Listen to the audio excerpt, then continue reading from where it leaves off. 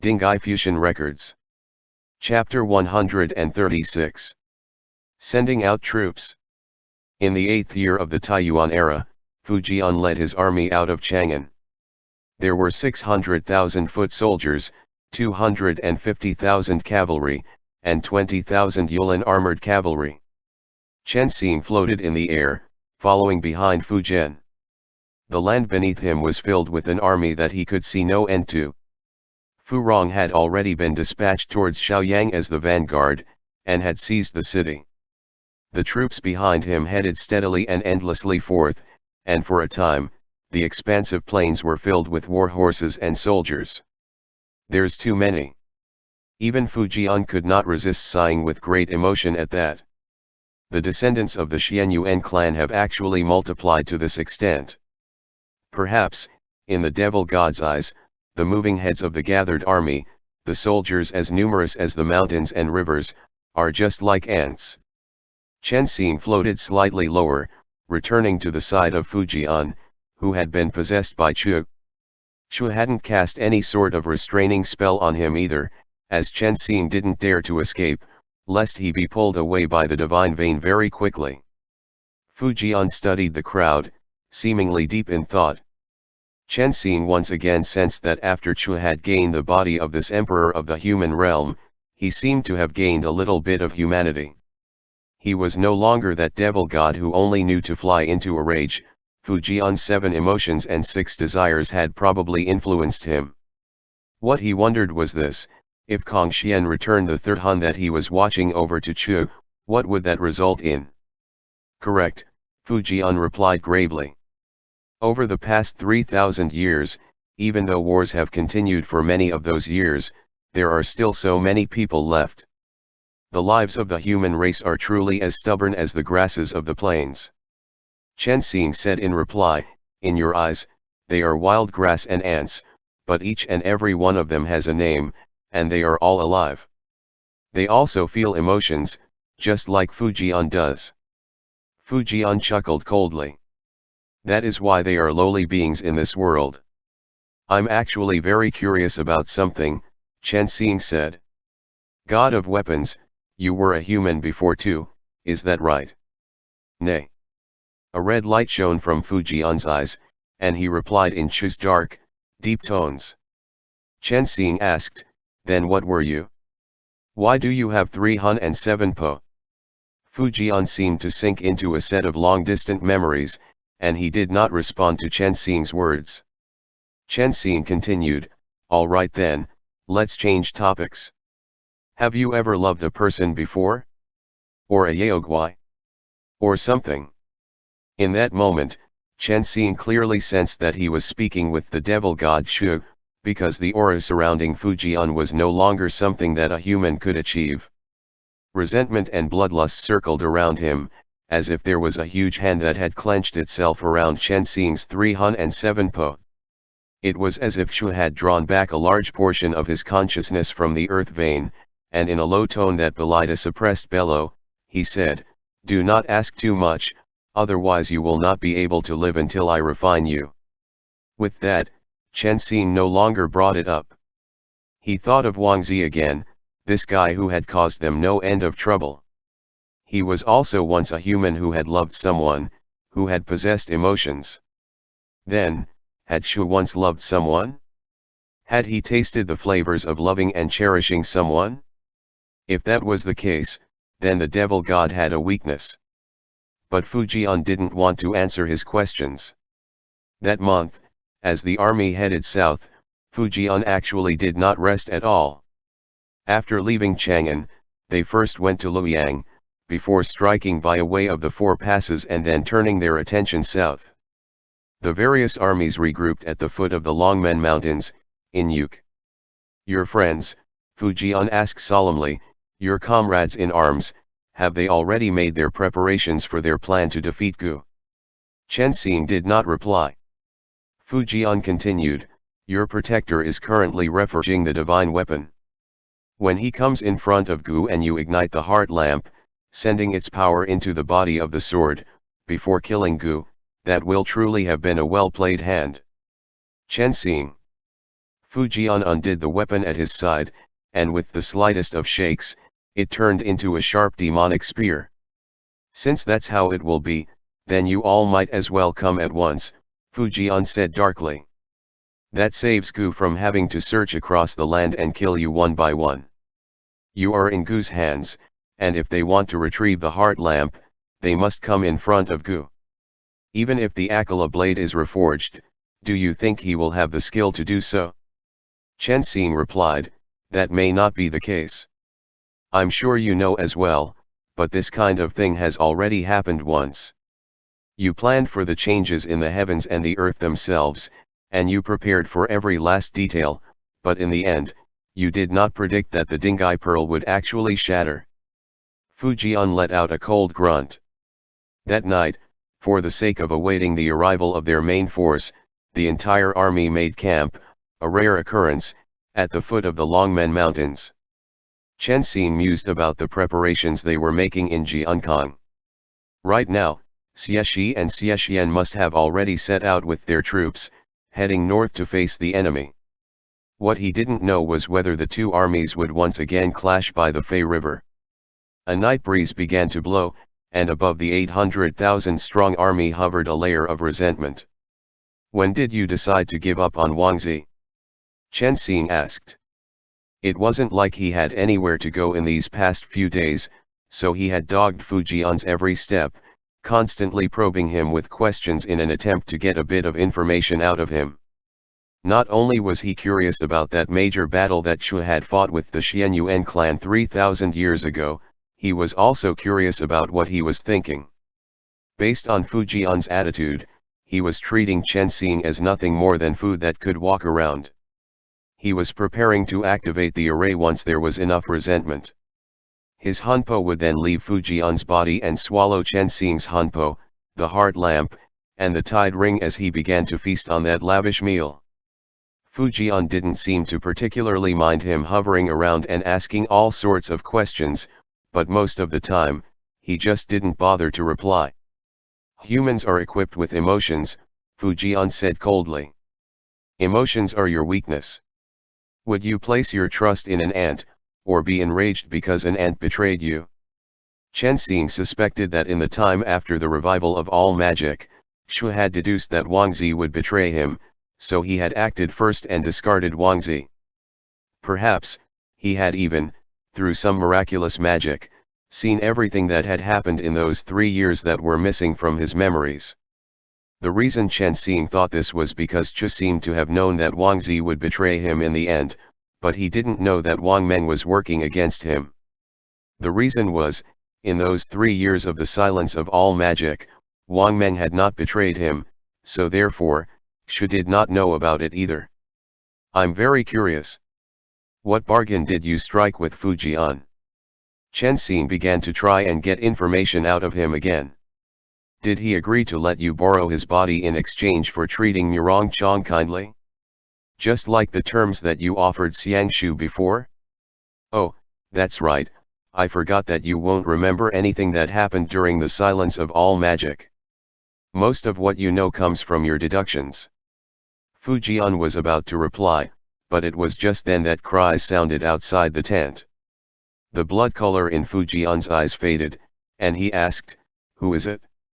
"Your Majesty," Yuan Xin replied, his voice extremely calm.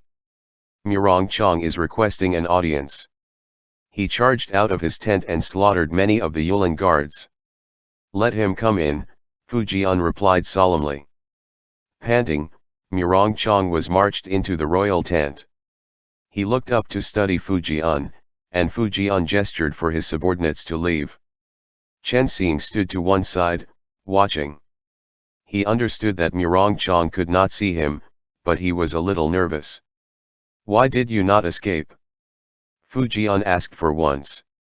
Murong Chong panted as he replied, "Tomorrow, you are heading south to wage war. I wanted to see you one last time." A sliver of emotion appeared in Fu Jian's expression for a single moment.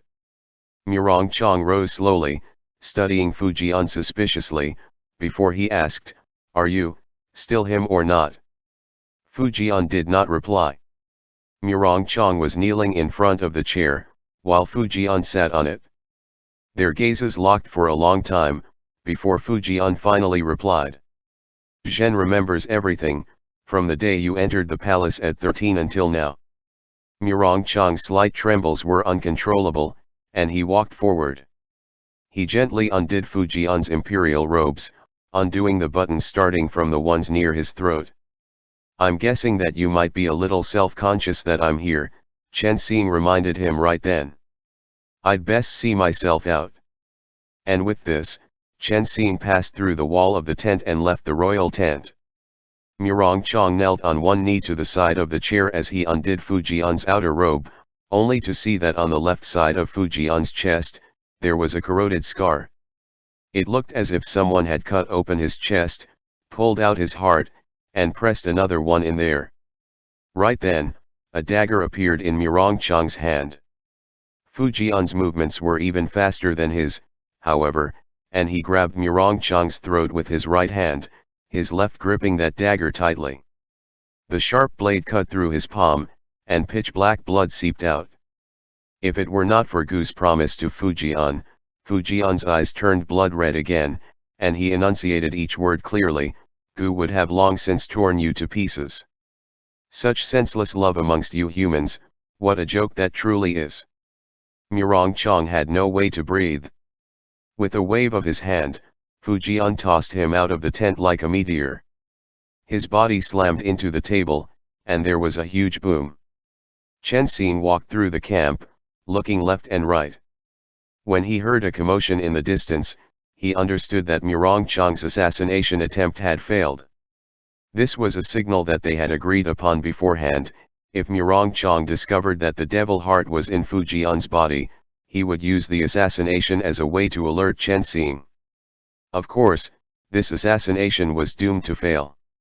If he couldn't even stab Fu Jian to death, how could he have done so with Xu? This commotion would naturally blow up, and Chen Xing would know very quickly. If it isn't in his body? Chen Xing asked Murong Chang doubtfully in the dream. Then that's none of your business any longer, Murong Chang said at last. Right now, Chen Xing had basically grasped Xu's preparations. He had, through some unknown method, shrunk that huge heart and placed it in Fu Jian's chest, replacing his beating heart. This was truly a wild thing to do, but Chen Xing suddenly thought of the wolf's heart in Yuduo's chest, and he immediately understood. Wang Zi had been attempting to use this kind of method to find a suitable body for Chu. And for that, he had transplanted the grey wolf's heart into Yuduo's chest as an experiment. After all, at that time, neither Wang Zi nor Chu had known that Xiangshu was the Dinghai pearl. Neither did they know that the heart lamp would appear. Right now, the most important thing was to send this information back to Xiangshu. Chen Xing was pondering over this when a voice suddenly spoke. Great exorcist! Chen Xing was so startled that he began to shriek, and he shouted, You almost scared my soul away. When he calmed himself and looked, he realized that that was the Ghost King. The Ghost King and Sima Wei, who was wearing a full set of Qin armor, hid themselves behind the tent. It scared your soul to death, the Ghost King corrected. You're already just a soul. Chen Xing. Sima Wei said, Since you're just a ghost, you can't be scared to death. Chen Xing, how did you two sneak your way in? The Ghost King studied Chen Xing. After they had returned to the exorcism department, the Ghost King hadn't really talked to anyone. Chen Xing had asked him a few times about where he had come from and who he had been before he died, but the Ghost King did not say a single thing about that. He was only around Sima Wei most of the time. But now, he was actually willingly striking up a conversation with Chen Xing of his own accord. Perhaps it was because Chen Xing had become a spirit, and had thus grown much closer to the Drought Fiend Kings. Wu, the Ghost King said. We've snuck our way in. Chen Xing thought to himself, I was asking about how you managed to get in. This answer of yours doesn't answer the question. But that was no longer important. He then asked, Where are they? How's the situation?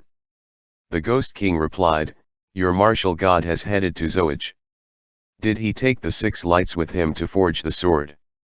Chen Xing asked. Sima Wei replied, "The martial god sent us here to protect you." The Ghost King's build was truly too outstanding, and he would be recognized in an instant, so Chen Xing said a few quiet sentences to him, telling him to go swiftly to report to Xian. He suddenly remembered that a large portion of Shu's consciousness was spread throughout the earth vein. Didn't this mean that there was nothing in the divine land that he didn't know about? With that, Chen Xing made up a few more hints, and he said, "Sorry for the trouble, Ghost King. Help me out by bringing a message. You stick out too much here, especially with the more that you try to hide." "I agree," Sima Wei said. The Ghost King took this all in stride, and with a nod, he said to Sima Wei, "Then, when I get back, let's go fishing." Sima Wei nodded as well. The 2 Drought Fiend Kings each pressed a fist to their chest, bowing to each other. Chen Xing thought to himself, "We're so close to the final battle, yet you're still going fishing? You Drought Fiends truly don't care about whether or not the humans all die off." Sima Wei said, "Help me find a helmet." Chen Xing asked, "How am I supposed to find one? I can't even pick up a piece of paper." In the end, Sima Wei was still very adamant about having a helmet, and he found one, put it on his head, and sat down to one side. When Chen Xing figured that Fujian didn't seem to be wanting to come seek him out, he sat down by Sima Wei's side. "You've finally found your own kind," Chen Xing said. "Congratulations." Sima Wei nodded. Chen Xing suddenly realized something. "In this world, how many Drought Fiends like you guys are there?" "Me, the Ghost King, Wen Che, Xin Yuanping, Yuduo," Sima Wei replied. 5 of them. Wen Che and Xin Yuanping counted as well. Chen Xing was very surprised by that. How did Sima Wei figure out who his brethren were? But he probably had his own way of doing so. "There's one more," Chen Xing said quietly, "my Shikshan. Some other day, I'll introduce him to you." "No, we can go right now." "Go see him, ba, I have to return to the God of Weapons side to prevent him from growing suspicious." Chen Xing pointed out the path for Sima Wei and told him that he didn't have to worry about Chen Xing's safety. At least before the battle began, Shu wouldn't do anything to him. He was actually more worried about Sima Wei and the Ghost King. But since Yang Shu had completely prepared and had them come, Shu shouldn't be able to sense their Drought Fiend energy very well, at least not enough to alert him. Even if they stood boldly in front of Shu, Chen Xing figured that to him, they would be no more than a few pitiful ants waving their feelers around, so he wouldn't care that much. Chen Xing returned to Fujian's royal tent. For the entire night, Fujian had sat there without moving. It wasn't until the sun rose that Fujian rose as well, and he said, "Move out." Chen Xing said, "This is the largest battle by participant count in these past 1,000 years, no, in all of history. God of Weapons, back then, during the Battle of Bonkan, I imagine the numbers were not as many as they are now, were they?" Fujian replied, "Chivying a group of ants onto the battlefield is a process filled with trouble. Fortunately, it is also a temporary measure. As soon as I consume you, I won't need to trouble myself further, and when I finish refining the dark heart lamp, I can let all the humans in the world, and even the birds and the beasts, slaughter each other in droves. I will have as much resentment as I could ever need. Why don't we make a deal?" Chen Xing said, after thinking for a bit. "If I fight back to my utmost, it won't be that easy for you to eat me, will it? Won't your devil god Han be burned if you consume the heart lamp? Which is why I need to use resentment to refine you," Fujian replied assuredly. "You have not the right to request terms and conditions." When the sky grew light, the army broke camp. Fujian, as usual, rode on his horse, waiting in the middle of the Yuk plains. The area around him was empty, and Fujian fell silent for a moment, before he steered his horse in a different direction. Chen Xing asked, "Oh? Aren't you going to fight? Where are you going now? Could Fu Jian be making some other preparations?" Chen Xing immediately grew nervous. Fu Jian rode his horse to a huge pit on the eastern side of Yuk. Chen Xing floated in the air, and he saw almost 100,000 corpses in the pit. Those corpses were wearing the clothes of the Xianbei people. They were the slaughtered prisoners of war that had been captured when Murong Chui invaded Luoyang. The pit had already been filled with a mountain of corpses. Fu Jian asked, "Haven't you all always felt that Gu doesn't have much mana to speak of?" Chen Xing was silent.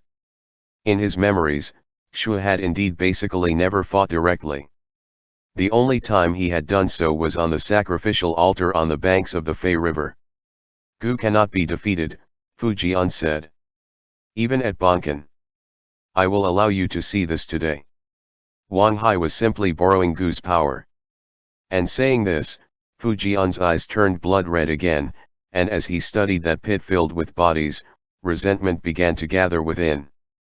Chen Xing was secretly astonished at the sight. He finally knew where that many drought fiends had come from once upon a time. The dead people in the pit had all been revived. He hadn't used the devil god's blood, Fu Jian had simply looked at them. The riddle of the drought fiends, which had lingered ever since he had left his teacher, had finally been completely answered. That was the power of the devil god. Wang Zi had simply acted as a conduit for it. In the next moment, the drought fiend group was already rushing to crawl their way out of the pit, and they began to speed along towards the north. The 100,000 living corpses charged towards the other end of the plain. "Where are they going?" Chen Xing asked, his voice trembling. "To welcome the friends that you all have found," Fu Jian replied. "Is it not pleasant to greet friends who have come from afar?" Chen Xing immediately had a bad premonition. The vast army broke camp, all the way from Luoyang to Shaoyang, and the troops flooded forth like a river bursting its banks. They also looked like a surging swarm of ants, bringing with them the eternally unchanging air of battle, and under the lead of their predecessors in slaughter, swept towards Jiangnan. At the same time, Xie Shi abandoned the city of Shaoyang, regrouping his men along the southern bank of the Fei River. Xie and Feng Qianjun led all of the exorcists from Jiankang to join the ranks of the Jin troops. After Xian's comprehensive retelling, Xie Shi and the rest of them had begun to grow suspicious. Everything felt as if it had happened before in a dream, but it also seemed to have happened in reality. "We must not let them cross the river," Xian said to the gathered group. "We must head to the northern bank and end this battle quickly. In this battle, the enemy side is bound to raise a large number of drought fiend soldiers. Zhenglun will gather the majority of you and use the waters of the river to create a protective barrier." Xie Shi muttered, "What if we cross the river now?" "They have already arrived," Huan Yi said. "Fu Rong is on the opposite bank, and their vanguard has already assumed position. They're just waiting on their main force. Should we start the battle early?" Xie Xian asked. "We have exorcists." "No," Xian said, shaking his head. "That won't do. Corpses littering the ground will only increase the amount of available resentment." Huan Yi suddenly remembered something, and he said, "Xiedaran, if you are on the front lines directing the flow of the battle, what will the rear guard do? If His Majesty sends for you but cannot find you, won't that be a problem?" Xian chuckled. "I will use the grafting technique to make a person. His Majesty is currently playing chess with Wang Xian, and he won't be able to find out for a while. Qianjun, is there still no news from Xiaoshan?" "Soon," Feng Qianjun said. In the vastness of the Zoage range, a Jiao landed on the plateau. Xiangshu landed on the ground. Wen Che and Xin Yuanping followed behind him, walking into the hall of 10,000 yaos. Xiangshu looked up, studying the space inside the hall. All of this looked even more solitary than what he had seen in the dream. Kong Xian, who should have been the only thing here, had vanished. Xin Yuanping studied their surroundings, before remarking, "No one cleaned this up from time to time." Wen Che had evidently come here before, because after all, 500 years ago, the exorcist's ties to this place ran deep. He walked to the lampstand, called upon the spiritual chi of the heavens and earth, and lit the lamp. Immediately, the hall of 10,000 yaos was filled with light. "Who would come here to clean?" Wen Che asked in response. "The Yaoguai." Xin Yuanping replied, "Back in the day, there were still quite a few people who cultivated in this place. They worshipped Mahamayuri. I don't know where they've hid themselves now. Good thing they hid themselves well in the 300 years of the silence of all magic. If they had been found, the consequences would have been unimaginable." Xin Yuanping called upon the spiritual chi of the heavens and the earth and sent it into the underground array, saying, "Come. Only you can activate the sword forging altar." Xiang Shu looked down at the ground and asked, "Why is that?" "The inheritor of the Akala blade," Wen Che replied, "and the wielder of the heart lamp are humans chosen to rid the world of devils. After all, back then, it was the two divinities, Akalanatha and Dipamkara, who killed Mara, and they were the ones who choose from among the humans." Xiang Shu rolled up his sleeve to look at the symbols on his arm. With another shake, he turned into the protector martial god, and the shield appeared in his hand. Xin Yuanping said, "Try it out. As of now, you will not be able to find any better material than the martial god shield." Wen Che replied, "I still think that it won't really work." "Oh well." Xiang Shu intoned, "Rise." A golden glow burst out across Xiang Shu's body, flowing into the underground array in the hall of 10,000 yaos. The main doors were pushed open, and the valley beyond looked like something out of a dream. The sword forging altar rose into the air, blazing blue flames filling the sky and the earth, circling around the deep abyss as a series of floating stones formed a path that led to the sacrificial altar. Xin Yuanping and Wen Che came to a halt outside the altar. Xiang Shu walked up to the altar, and amidst the sky filled with blazing flames, took on the glowing form of an ancient god.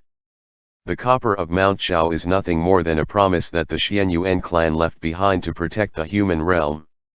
There will come a day in which the golden crow is eclipsed, there will come a night for the jade rabbit to retreat into, there will come a night when the numerous stars wink out, there will be a time when blazing flames go out. There will come a night when lightning and thunder cannot light up the gloom, there will come a time when the weak light of bone phosphate is scattered. Xiang Shu looked up and murmured, "Time stretches endless, and only the light of the heart lamp will return eternal like the light of the day. Honored deities, there is no heart lamp in this place, on this day. I have come to this red kill with a different request, please grant the flame of this kill to me." The two ancient divinities separated in the blue blaze of the flames, each taking up the spot of yin and yang. The flames of the abyssal kill circled around Xiang Shu. "The flame of this kill is composed of your various kinds of love and hate," said the last wisp of consciousness that the ancient divinity Akalanatha had left behind. "All kinds of resentment and regrets." The flames of the abyssal kill seemed to grow faintly darker and murkier with the sound of Akalanatha's voice, as if it was going to consume everything. Dipamkara's voice sounded. "It is also your hope, your courage, and your tenacity. This is your heart," the two ancient gods said at the same time. "The flame of the heart will never go out. It will be able to melt all things." Through the last dream, Xiang Shu seemed to have thought of all of this. The fire of that kill that looked as if it was for the sake of creation was the trust of the forger, as well as the resolve needed to sacrifice oneself. He spoke up. "Correct. This is the blazing flame in my own heart that will reforge myself. It is also the sacrifices and struggles of Xin Er.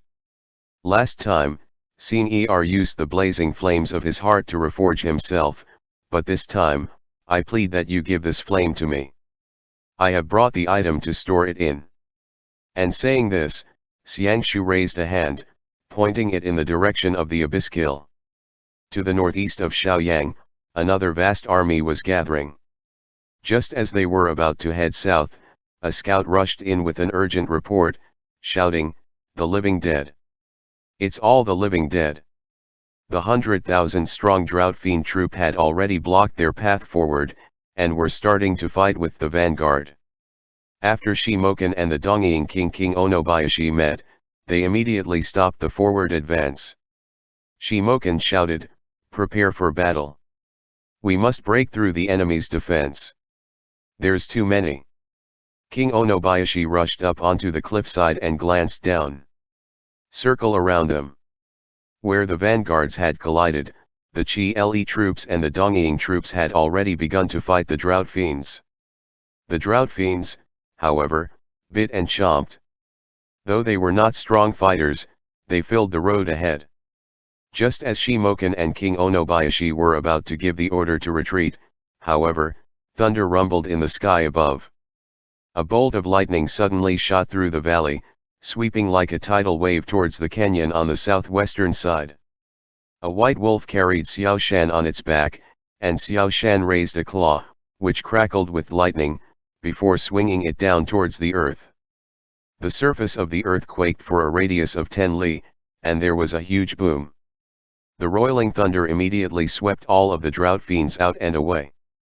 Right after that, another group of people came charging in from outside the canyon. At their head was Princess King He, clad in the outfit of the wrong people, bringing with her the last 20,000 Xianbei troops. She shouted, "Great Chanyu Shimokan! King Onobayashi! Follow me through the canyon. There are still drought fiends." The Dongying king was greatly frightened upon suddenly seeing quite a few drought fiends following behind Tuobayan. "There are drought fiends!" Xiao Shan shouted loudly. "The ones who are wearing Xiannu robes and have red cloths around their necks are all our own drought fiends. They've come to help." Yuduo had led the drought fiend group from the Karasha mountains, rushing to this place. The three armies left the canyon, regrouping at the foot of Mount Gu. Xiao Shan, riding a wolf and wearing the outfit of an exorcist, charged ahead at the front of the formation, shouting loudly, "Great Chanyu of Chi-Le Chuan! King Onobayashi! Princess King He! Warriors of the three armies!" Tuobayan galloped in on his horse, rushing towards them with Xiao Shan.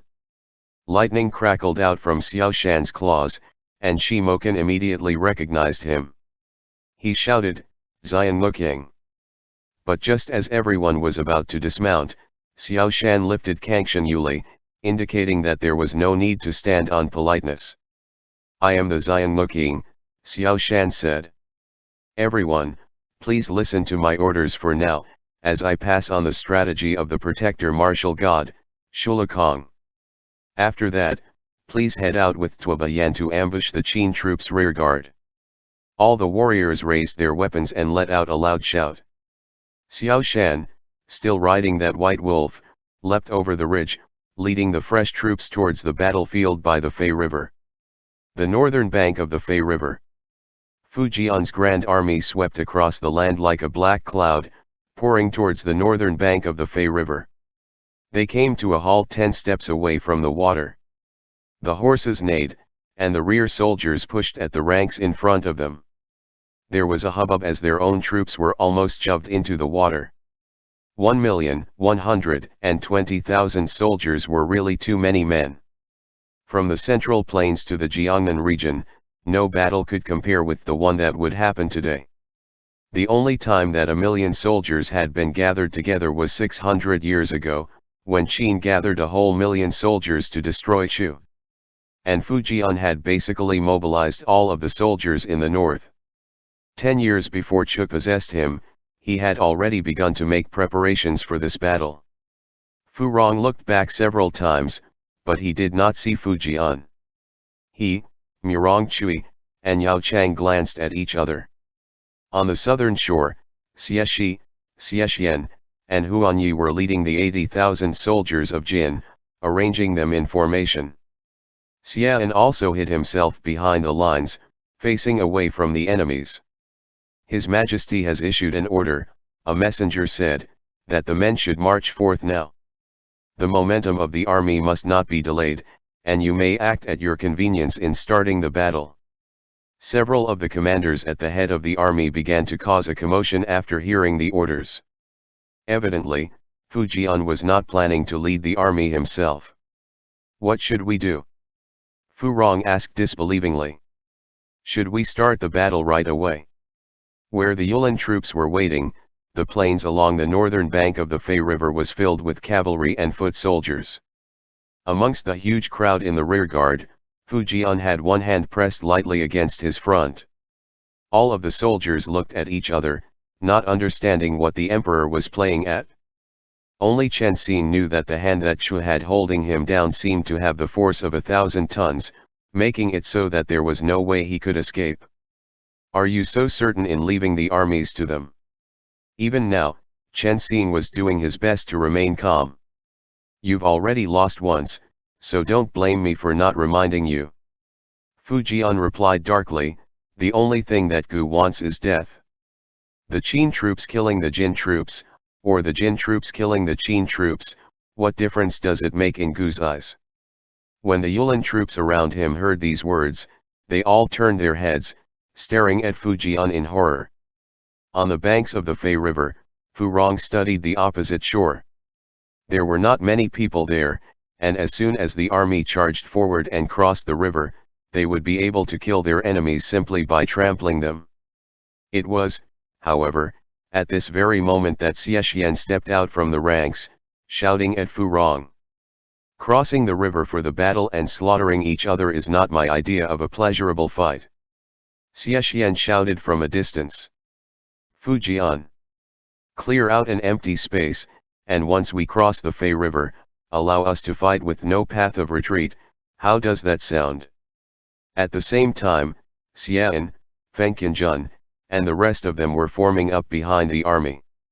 The Kanglang pearl was in Xian's hands, and he ordered the rest of them, as soon as Xie Xian crosses, raise the water curtain. If any drought fiends appear at any point, Qianjun, you must call upon the grasses and trees of the wilderness to stop the drought fiend troops from crossing the river. Feng Qianjun nodded. Everyone looked back up at the sky. Xiang Shu and Xin Yuanping's group had yet to return. The unconscious body of Chen Xing lay in a carriage to the side.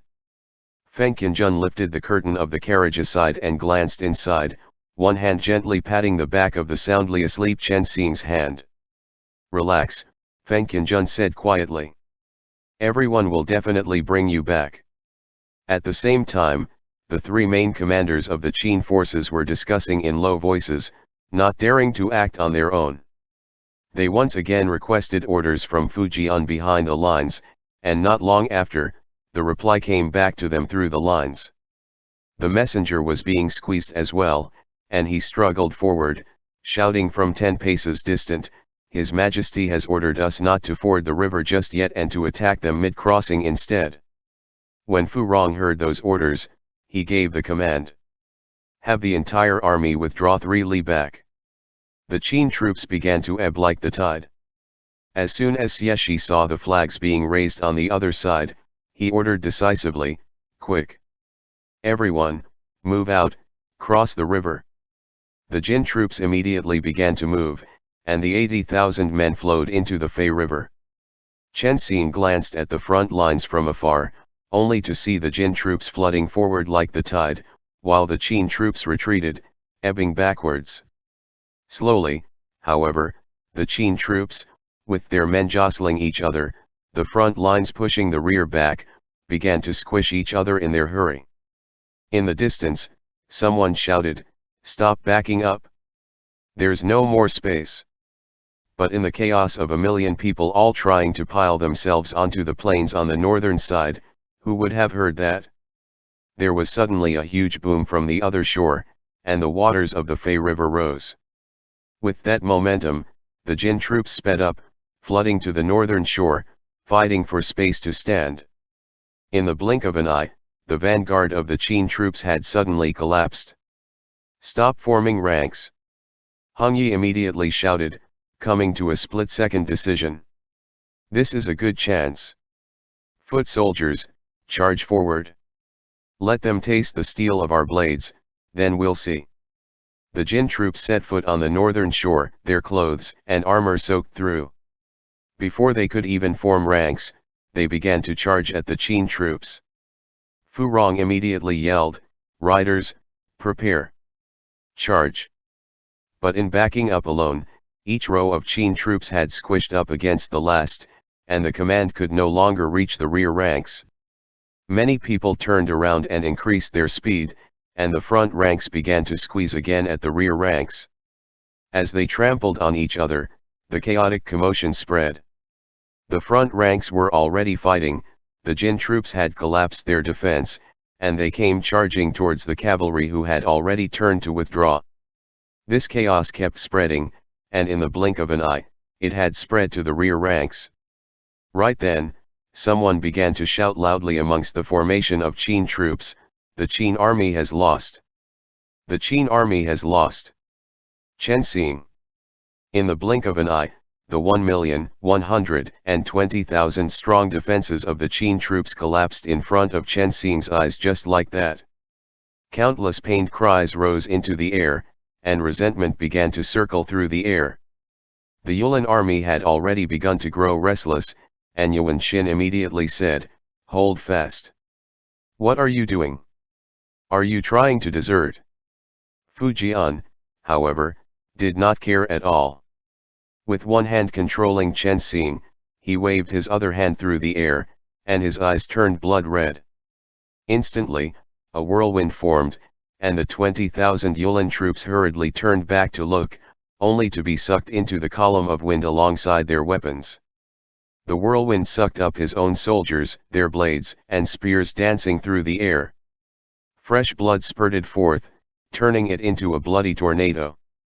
Chen Xing immediately turned his head and shouted, "Stop! God of weapons! There is already enough resentment for you to use." But Fu Jian made a fist, and layer upon layer of white bone and bloody flesh crumpled into the center in midair, instantly forming a 10-jong tall sacrificial altar of white bone that rose into the sky. "All of this has only just begun," Fu Jian said slowly, his eyes filled with a bloody glow.